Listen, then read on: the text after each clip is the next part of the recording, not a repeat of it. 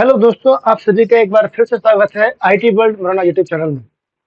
दोस्तों, आज हम कंप्यूटर की मेमोरी के बारे में चर्चा करेंगे और जानेंगे कि कंप्यूटर की मेमोरी कौन-कौन सी होती हैं, कितने प्रकार की होती हैं और यहाँ पर कौन-कौन सी मेमोरी का हम इस्तेमाल कंप्यूटर में करते हैं। उसके टाइप जानेंगे और कुछ उसके एग्जाम्पल जानेंगे, ठीक है?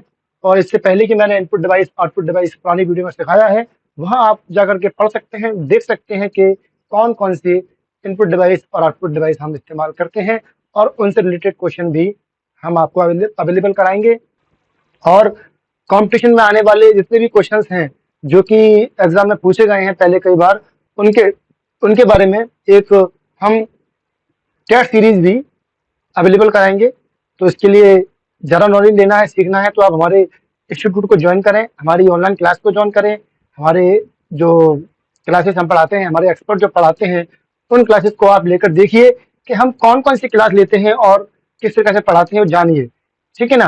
तो आप वैसे तो हम कोशिश करते हैं कि आप लोगों को यहाँ तक जो भी मटेरियल है पहुँचा सकें, लेकिन फिर भी जल्दी चीज़ें लेना चाहते हैं, जल्दी जानना चाहते हैं, तो आप हमारे क्लासेस को जॉइन करें, ताकि हम आपको जल्दी से जल्दी एक इन्फॉर्मेशन दे सकें। और यहाँ पर हम फ्री सिखाने की कोशिश कर रहे हैं, यहाँ पे कोई चार्ज नहीं है यूट्यूब पर, तो आप पढ़ सकते हैं, सीख सकते हैं। ठीक है? तो आज की क्लास में हम जानने वाले हैं कि कंप्यूटर की मेमोरी क्या होती है। कंप्यूटर की मेमोरी को प्राइमरी और सेकेंडरी दो भागों में बांट दिया गया है। इसके अलावा एक कैश मेमोरी भी होती है, वो भी आपकी इस मेमोरी का भाग है। प्राइमरी मेमोरी के दो पार्ट होते हैं, रैम और रोम। और रैम क्या है मैं अभी बताऊंगा आपको। रैम के दो पार्ट होते हैं, एस रैम और डी रैम। इसके अलावा DDR3, DDR4 के नाम से भी रैम आती हैं। और पी रोम यानी कि रोम के जो पार्ट डिवाइड किए गए, टाइप बताए गए हैं, वो पी रोम, ईपी रोम और ईईपी रोम के बारे में बताया गया है। सेकेंडरी मेमोरी के यहाँ पर कुछ हिस्से बताए गए हैं, जैसे कि मैग्नेटिक स्टोरेज होता है, एक ऑप्टिकल मीडिया, ऑप्टिकल स्टोर होता है, और एक फ्लैश मीडिया या अदर मीडिया के नाम से भी जाना जाता है। मैग्नेटिक मीडिया के अंदर हार्ड डिस्क को रखा गया है, फ्लॉपी को रखा गया है और मैग्नेटिक टैप को रखा गया है। मैग्नेटिक टैप क्या है ये भी मैं आपको बताऊंगा बाद में। ये दिया हुआ है ऑप्टिकल मीडिया में CD और DVD, ये भी बताऊंगा आपको कि क्या है, बाद में बताऊंगा। इसके साथ यहां पर दिया गया है पेन ड्राइव, मेमोरी कार्ड, ये आपके फ्लैश मीडिया में दिए गए हैं। ये क्या है ये भी मैं आपको बाद में बताऊंगा। चलते हैं अगली स्लाइड के ऊपर। तो क्वेश्चन है, मेमोरी डिवाइस क्या है, ये कितने टाइप्स की होती है। तो मेमोरी डिवाइस वो डिवाइस होती हैं जहां पर डाटा को सेव किया जाता है। प्राप्त डाटा, निर्देश और परिणाम को संग्रहित करना भंडारण कहलाता है, यानी कि उसको मेमोरी में स्टोर करना कहलाता है। और जिस जगह पे ये डाटा सेव होता है उसे हम मेमोरी डिवाइस कहते हैं। इसे आम भाषा में याद रखना भी कहते हैं। हम अपनी याददाश्त, डाटा माइंड के अंदर डाटा को सेव कर लेते हैं, यानी कि याददाश्त। कंप्यूटर याद रखने के लिए जिस किसी भी डिवाइस का इस्तेमाल करता है, जिस किसी भी मशीन का इस्तेमाल करता है, उसे हम कंप्यूटर की भाषा में कंप्यूटर की मेमोरी कहते हैं। कंप्यूटर मेमोरी डाटा को स्टोर करने का काम करती है और जरूरत पड़ने पर वहां से डाटा को प्राप्त भी किया जाता है। मेमोरी डाटा को सेव करने का ये काम नहीं करती, बल्कि डाटा को आपके पास अवेलेबल कराने का काम भी करती है। मेमोरी के अंदर छोटे छोटे कुछ खंड होते हैं, कुछ भाग होते हैं, जिसको हम सेल कहते हैं या क्लस्टर कहते हैं। और मेमोरी में उपलब्ध प्रत्येक सेल की अपनी एक अलग पहचान होती है। प्रत्येक सेल की अपनी एक अलग पहचान होती है, जिसे सेल एड्रेस या सेल पाथ कहा जाता है। मेमोरी के अंदर जितने भी सेल होते हैं, उस सेल के कोई ना कोई एड्रेस होता है, उसे हम सेल पाथ या मेमोरी एड्रेस कहते हैं। इस सेल में डाटा संग्रहित किया जाता है और ये सेल जो होता है वो डाटा को 0 1 में सेव करता है। कंप्यूटर में डाटा हमेशा 0 और 1 में ही रहेगा, क्योंकि वो इलेक्ट्रॉनिक मीडिया है, डिजिटल मीडिया है और डिजिटल फॉर्मेट डाटा को सेव करता है। मेमोरी के कुछ टाइप बताए गए हैं। मेमोरी 3 प्रकार की होती है, कैश मेमोरी, प्राइमरी मेमोरी और सेकेंडरी मेमोरी। कैश मेमोरी क्या है? कैश मेमोरी बहुत ही फास्ट, सबसे तेज मेमोरी जो होती है तीनों में कैश मेमोरी होती है।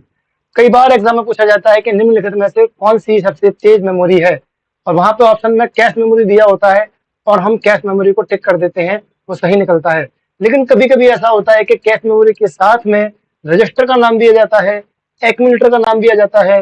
तो कैश मेमोरी से भी छोटे और कैश मेमोरी के अंदर कैश मेमोरी भी कई भागों में बटी होती है, जिसके अंदर रजिस्टर और एक्यूमुलेटर होते हैं।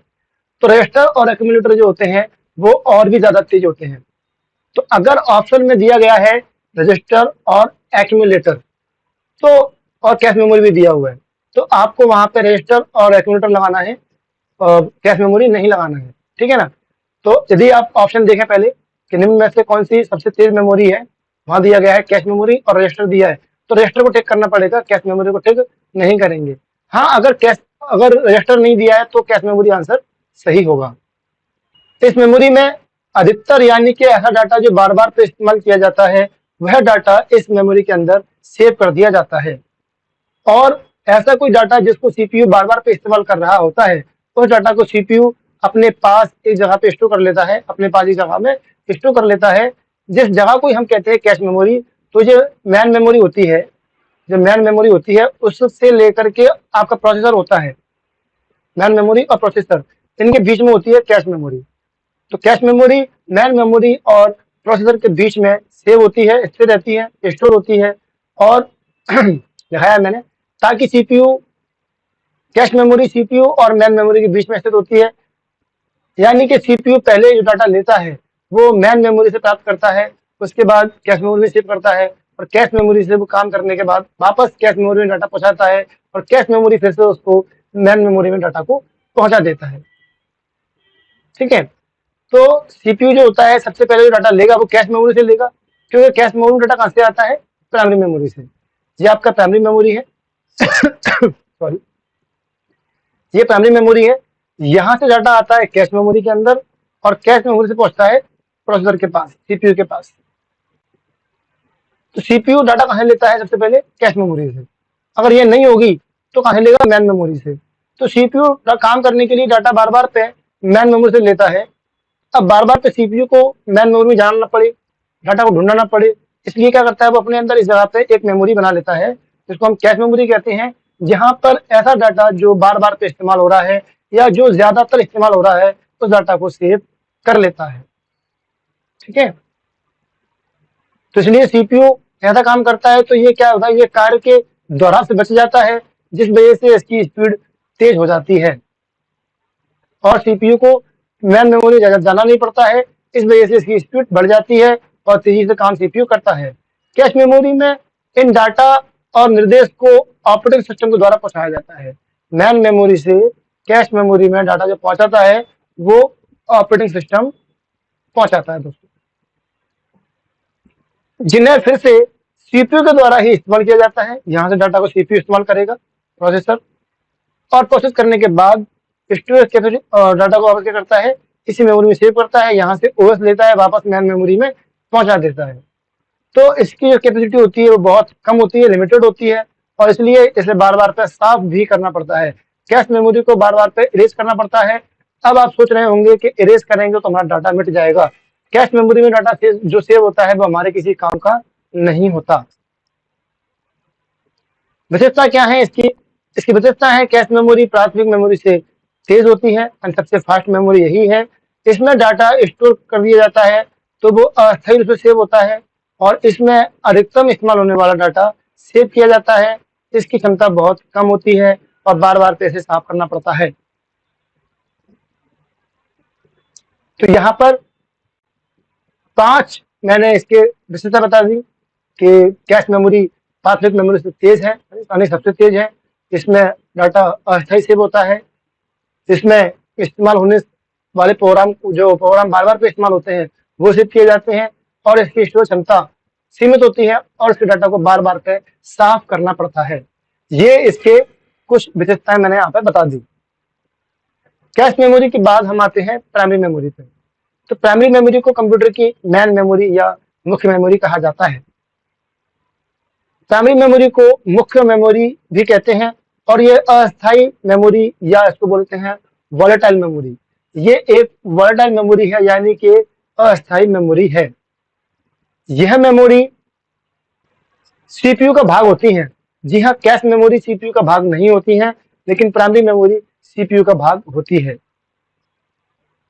यहाँ से डाटा प्राप्त होता है और निर्देश प्राप्त होता है, और इसी डाटा को सीपीयू अपने अंदर इस्तेमाल करता है। अभी मैंने बताया आपको कैश मेमोरी से इस्तेमाल करता है, अब मैं बोल रहा हूँ प्राइमरी से करता है। ये तब है जब कंप्यूटर के पास प्राइमरी मेमोरी नहीं है, तो सॉरी कैश मेमोरी नहीं है, तो कंप्यूटर डायरेक्टली प्राइमरी मेमोरी से डाटा प्राप्त करता है। फॉर एग्जाम्पल, ये आपकी प्राइमरी मेमोरी है और यहाँ से डाटा जाता है कैश मेमोरी में,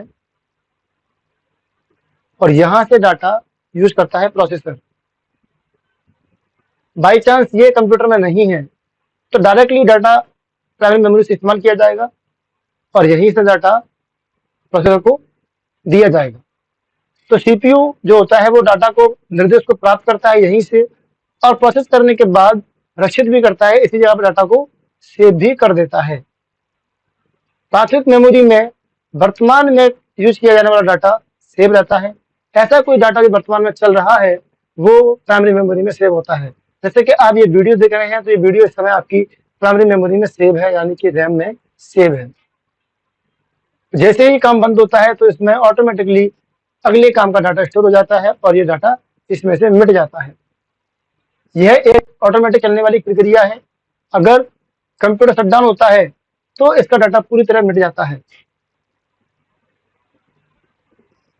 कंप्यूटर पे काम करना बंद कर दिया, अचानक से कंप्यूटर बंद हो गया, तो पूरा का पूरा डाटा प्राइमरी मेमोरी का मिट जाएगा, उसमें डाटा नहीं बचेगा। इसलिए इसको हम टेम्परेरी मेमोरी भी कहते हैं। क्या कहते हैं? इसको हम टेम्परेरी मेमोरी भी कहते हैं। विशेषता क्या है इसकी? ये मेमोरी अस्थायी होती है, टेम्परेरी होती है, मतलब सीपीयू का भाग होती है। पावर सप्लाई बंद होने पर कंप्यूटर का डाटा, मेमोरी का डाटा मिट जाता है। इसके बिना कंप्यूटर काम नहीं कर सकता, और अतिरिक्त मेमोरी यानी कि एक सेकेंडरी मेमोरी जो होती है उससे तेज होता है। कैश मेमोरी से स्लो होगा, लेकिन सेकेंडरी मेमोरी से ज्यादा फास्ट काम करता है। ठीक है, सबसे फास्ट कैश मेमोरी, उससे स्लो प्राइमरी मेमोरी, उससे स्लो, उससे भी स्लो सेकेंडरी मेमोरी, सबसे स्लो सेकेंडरी मेमोरी, उससे फास्ट प्राइमरी मेमोरी और सबसे फास्ट कैश मेमोरी। उल्टा करेंगे तो सबसे फास्ट कैश मेमोरी, उससे स्लो प्राइमरी मेमोरी और सबसे स्लो सेकेंडरी मेमोरी। तो ये सेकेंडरी मेमोरी से तेज होता है।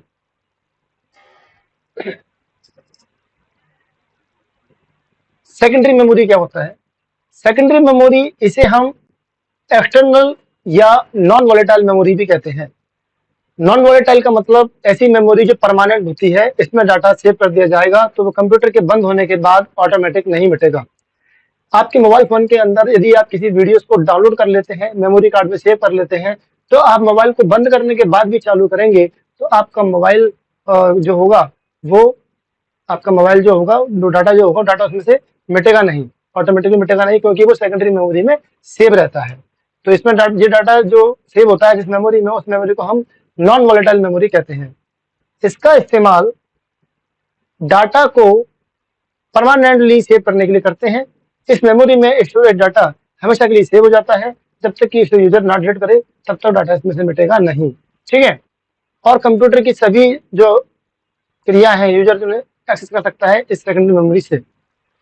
सेकेंडरी मेमोरी सीपीयू का भाग नहीं होते हैं, केवल प्राइमरी मेमोरी हुए जो सीपीयू का भाग होते हैं। पेपर में आता है निम्न में से कौन सी मेमोरी सीपीयू का भाग है, तो हम बताएंगे प्राइमरी मेमोरी सीपीयू का भाग है। इसके अलावा कोई भी मेमोरी सीपीयू का भाग नहीं होती है। इसका डाटा पहले मुख्य मेमोरी में जाता है, सेकेंडरी मेमोरी से। अब और डिटेल पढ़ते हैं अपन। मैंने जब बताया था अभी स्टार्टिंग में कि ये प्रोसेसर है, ये डाटा कहाँ से लेता है? कैश मेमोरी से लेता है। और कैश मेमोरी डाटा कहाँ से लेता है? प्राइमरी मेमोरी से लेता है। और प्राइमरी मेमोरी डाटा कहाँ से लेता है? सेकेंडरी मेमोरी से। तो इसका डाटा मुख्य रूप से सबसे पहले कहा जाता है प्राइमरी मेमोरी में जाता है, मुख्य मेमोरी में जाता है। इसके बाद सीपीयू से इस्तेमाल करेगा। अगर इस्तेमाल करते समय कैश मेमोरी दी है तो डाटा कैश मेमोरी में जाएगा, नहीं तो डायरेक्टली वो उसको इस्तेमाल करेगा। इसके बाद सीपीयू इसे इस्तेमाल करता है और इसकी कैपेसिटी बहुत ज्यादा होती है। सबसे ज्यादा जो कैपेसिटी होती है वो सेकेंडरी मेमोरी की होती है, सबसे ज्यादा, सबसे बड़ी, जैसे कि hard disk, CD, DVD, pen drive आदि। इस मेमोरी के विशेषताएं क्या हैं? नंबर 1, यह स्थायी मेमोरी है। अब तक की प्राइमरी और सेकेंडरी दोनों ही मेमोरी आपकी टेम्परेरी थी, यह आपकी स्थायी मेमोरी है। डेटा हमेशा के लिए संग्रहित कर सकते हैं। इसकी गति कम होती है, सबसे ज्यादा स्लो, फास्ट उससे कम फास्ट, सबसे कम फास्ट। सबसे स्लो जो होती है वो सेकेंडरी मेमोरी होती है। स्टोरेज क्षमता बहुत ज्यादा होती है इसकी, और काम खत्म होने के बाद भी डाटा इसमें से मिटता नहीं है। कंप्यूटर बंद करने के बाद भी डाटा इसका मिटता नहीं है, तो ये परमानेंट मेमोरी कहलाती है। ये मेमोरी कंप्यूटर की ऐसी मेमोरी है जिसे कंप्यूटर में आवश्यकता पड़ने पर अलग से लगा सकते हैं और अलग से इसे जोड़ सकते हैं, और ये आकार में और कैपेसिटी में प्राइमरी की तुलना में बहुत ज्यादा बड़ी होती है, और इसको हम अलग से लगाते हैं, इसलिए इसको हम एक्सटर्नल मेमोरी या एक्सिलरी मेमोरी भी कहते हैं। एक्सटर्नल मेमोरी या सहायक मेमोरी यानी कि एक्सिलरी मेमोरी भी कहते हैं।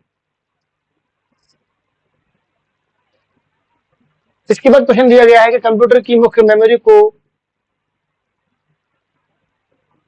प्रकार से समझाइए। तो कंप्यूटर की 3 मेमोरी करा दी मैंने आपको, कैश मेमोरी, प्राइमरी मेमोरी और सेकेंडरी मेमोरी। अब बारी आती है कि कंप्यूटर की प्राइमरी मेमोरी के कौन कौन से भाग हैं, ये कितने प्रकार की होती है। ये मेमोरी जो दी है आपकी, तो कंप्यूटर की प्राइमरी मेमोरी को ही हम मुख्य मेमोरी कहते हैं।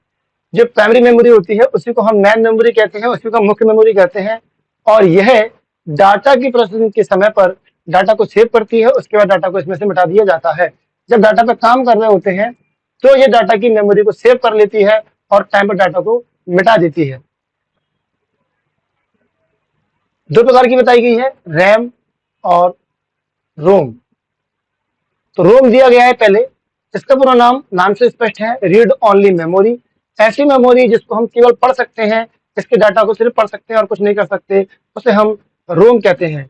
ये एक ऐसी मेमोरी है जिसमें कंप्यूटर निर्माता के द्वारा जब कंप्यूटर बनाया जाता है तो कंप्यूटर डेवलपर जो होते हैं वो इसमें कुछ विशेष सॉफ्टवेयर डाल देते हैं, जिसकी वजह से उसे बाद में चेंज नहीं कर सकते और कंप्यूटर के डाटा को देख सकते हैं, उससे बोलते हैं हम रोम।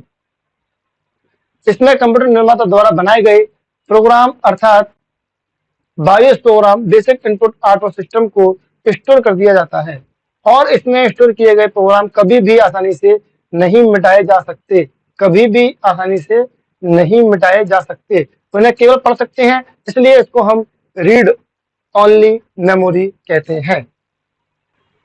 ये स्थायी मेमोरी या नॉन वॉलेटाइल मेमोरी भी मानी जाती है। इसमें प्रोग्राम को जो सेव करते हैं उसे हम फर्मवेयर भी कहते हैं, यानी कि जो आपका रोम होता है उसमें अगर डाटा सेव कर दिया जाए तो बाद में वो मिटेगा नहीं, इसलिए इसको हम नॉन वॉलेटाइल मेमोरी भी कहते हैं। और रोम के अंदर जो प्रोग्राम सेव किए जाते हैं, कई बार पेपर में पूछा गया है कि सॉफ्टवेयर निर्माता के द्वारा कौन से प्रोग्राम कंप्यूटर में सेव किए जाते हैं, या रोम के अंदर जो प्रोग्राम सेव किए जाते हैं वो कौन से प्रोग्राम होते हैं। तो दोस्तों उसका नाम होता है फर्मवेयर, फर्मवेयर उसे कहा जाता है। रोम के 3 टाइप बताए हैं, पीरोम, ईपीरोम और ईईपीरोम। पीरोम का मतलब होता है प्रोग्रामेबल रोम, ऐसी रोम जिसमें डाटा सेव कर दिया जाए, बाद में उसमें से डाटा को किसी प्रकार से मिटाया नहीं जा सकता, उसे हम पीरोम कहते हैं। ईपीरोम का मतलब होता है इरेजेबल प्रोग्रामेबल रोम। ध्यान रखना, इरेजेबल होता है, इरेजेबल ही नहीं होता। इरेजेबल प्रोग्रामेबल रोम यानी कि ऐसा रोम जिसमें डाटा को पराबैंगनी किरणों के माध्यम से मिटाया जा सकता है। हाई रेंज की पराबैंगनी किरणें होती हैं, उससे हम डाटा को इसमें से मिटा सकते हैं। और ईईपीरोम होता है कि इसमें डाटा जो होता है वो, इसका पूरा नाम है इलेक्ट्रिकल इरेजेबल, इलेक्ट्रिकली नहीं है, लोग इलेक्ट्रिकली बोलते हैं, कुछ लोग इलेक्ट्रॉनिक बोलते हैं। नहीं, इलेक्ट्रिकली नहीं है और इलेक्ट्रॉनिक नहीं है। इलेक्ट्रिकल इरेजेबल दोनों में अल है। इलेक्ट्रिकल इरेजेबल प्रोग्रामेबल रोम, ये क्या होता है, ये इलेक्ट्रॉनिक के माध्यम से डाटा को मिटाती है और मिटा के द्वारा से उसमें अपना डाटा सेव कर सकते हैं। तो पी रोम के अंदर डाटा सेव नहीं कर सकते, ई पी रोम में कर सकते हैं द्वारा से, और ई पी रोम में भी डाटा बाद में द्वारा सेव कर सकते हैं। रैम का पूरा नाम, नंबर 2 रैम, रोम पूरा हो गया, क्लियर हो गया यहाँ तक। रोम के बाद आता है रैम। रैम का मतलब होता है रैंडम एक्सेस मेमोरी। तो रैंडम एक्सेस मेमोरी वो मेमोरी होती है इसमें डाटा किसी भी क्रम में अपन सेव कर सकते हैं, प्राप्त कर सकते हैं, लिख सकते हैं, सेव कर सकते हैं। तो इसमें जो डाटा लिख सकते हैं उसे मिटा भी सकते हैं और बाद में डाटा को पढ़ भी सकते हैं, यानी कि इसमें डाटा को रीड और राइट दोनों ही काम कर सकते हैं, इसलिए इसको हम रीड राइट मेमोरी भी कहते हैं। जब कोई प्रोग्राम रन होता है, प्रोग्राम चल रहा है, आपके सामने वीडियो चल रही है, ये वीडियो जहाँ सेव है वो रैम में सेव है। प्रोग्राम चल रहा होता है तो वो रैम में स्टोर होता है। इसमें स्टोर डाटा कंप्यूटर के बंद होने के बाद भी अपने आप मिट जाता है। जब कंप्यूटर बंद होगा तो इसका डाटा ऑटोमेटिकली मिट जाएगा। रोम के अंदर डाटा सेव होता है तो कंप्यूटर के बंद करने के बाद भी रोम में से डाटा नहीं मिटता, लेकिन रैम में से मिट जाता है, इसलिए इसको हम वॉलेटाइल मेमोरी कहते हैं। ये निम्न प्रकार की होती है, डी रैम और एस रैम। डी रैम और एस रैम में कोई खास फर्क नहीं है, बस ये फर्क है कि डी रैम को हम डायनेमिक रैम कहते हैं और डी रैम को जल्दी जल्दी रिफ्रेश करना पड़ता है। रिफ्रेश का मतलब हो गया आप राइट क्लिक करके रिफ्रेश करते, वो रिफ्रेश नहीं, रिफ्रेश मतलब हो गया रैम के अंदर करंट को पहुंचाना, तो विद्युत के द्वारा इसको आवश्यक करना। तो इसमें से एस रैम को अच्छा माना जाता है क्योंकि महंगी भी आती है और इसको बार बार रिफ्रेश नहीं करना पड़ता, ठीक है। और जब बार बार रिफ्रेश नहीं करेंगे तो जाहिर सी बात है कि स्टैटिक रैम फास्टली काम करेगी, और डी रैम को बार बार रिफ्रेश करना पड़ता है तो ये पावर के कम होने पर ढंग से काम नहीं करती है और स्पीड भी स्लो देती है। रैम का फोटो आप देख रहे हैं, रैम कुछ इस टाइप की होती है जो आपके सामने बताई गई है। रैम के कुछ और टाइप भी होते हैं, जैसे कि रैम जो होती है उसको हम DDR2 DDR3 के नाम से भी जानते हैं। आजकल DDR4 भी आ गई है, DDR4 भी आ गई है। तो आजकल हम इसको DDR4 के नाम से भी जानते हैं। DDR2 क्या होता है, DDR2 DDR3 मतलब डबल डाटा रेट, DDR मतलब डबल डाटा रेट। तो DDR रैम मेमोरी के नए वर्जन है, जिसमें DDR3 एक ज्यादा नया वर्जन माना जाता है, एडवांस वर्जन माना जाता है। DDR4 और ज्यादा एडवांस वर्जन माना जाएगा। ये क्या होता है, जो डबल डाटा रेट मतलब हो गया डाटा को दुगनी गति से चलाने वाली मशीन, यानी कि डाटा को दुगनी गति से डबल डाटा रेट के द्वारा चलाने वाली एक ऐसी मशीन जो डाटा को दुगनी स्पीड में चलाएगी, दुगनी दर से चलाएगी, दुगनी गति से चलाएगी, उसे हम DDR रैम कहते हैं। यह उच्च डेटा ट्रांसफर गति, कम बिजली की खपत, मेमोरी रिसर्च विकल्प, अधिक मेमोरी जैसी अधिक क्षमताओं के साथ उपस्थित होती है। DDR2 और DDR3 में मुख्य अंतर क्या है, इनकी डाटा रेट। जैसे DDR रेट जो होती है, DDR3 DDR2 की तुलना में दोगुना डाटा ट्रांसफर करेगी, टेक्नोलॉजी की गति के साथ साथ काम करेगी। मेमोरी को और तेज बनाने के लिए कई वर्जन विकसित किए गए हैं, जिसको हम DDR कहते हैं। DDR नया वर्जन है। पिन से चिप में बिट को ट्रांसफर करने की गति को बढ़ाने के लिए कई टेक्नोलॉजी का प्रयोग किया जाता है। प्रभावी ढंग से घड़ी की गति का इस्तेमाल किया जाता है। कंप्यूटर की मेमोरी के अंदर कंप्यूटर को चलाने के लिए, डाटा ट्रांसफर करने के लिए हम घड़ी की जो सुई होती है, घड़ी की जो टाइम होता है, स्पीड होती है, उसका इस्तेमाल करते हैं। इसलिए इसकी स्पीड को हम गीगाहर्ट्ज मेगाहर्ट्ज में नापते हैं, कितने गीगाहर्ट्ज की इसकी स्पीड है, ठीक है।